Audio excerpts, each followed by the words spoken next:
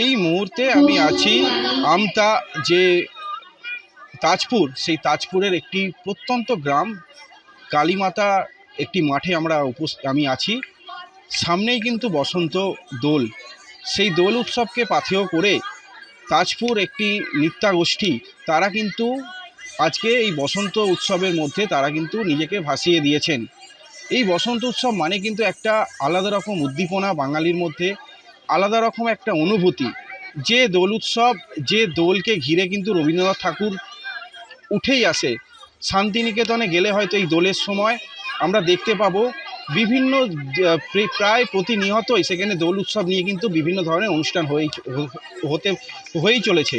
পাশাপাশি একটা জিনিস জানিয়ে রাখবো, আজকের এই যে দোল উৎসব, এই দোল উৎসবকে পাথেয় করে যে বসন্ত উৎসব তো একটি হচ্ছে, সেটি হচ্ছে তাজপুরের যে আমতলা, এই তাজপুরের যে আমতার যে কালীতলা, সেই কালীতলাতে কিন্তু তারা কিন্তু একটি নৃত্যগোষ্ঠী, তারা কিন্তু এই বসন্ত উৎসব তারা কিন্তু পালিত করছেন।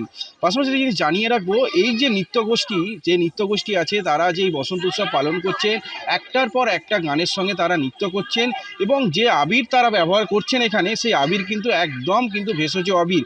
তার একটাই কারণ, ভেষজ আবির ছাড়া তারা কিন্তু কোনো রকম রাসায়নিক আবির কিন্তু তারা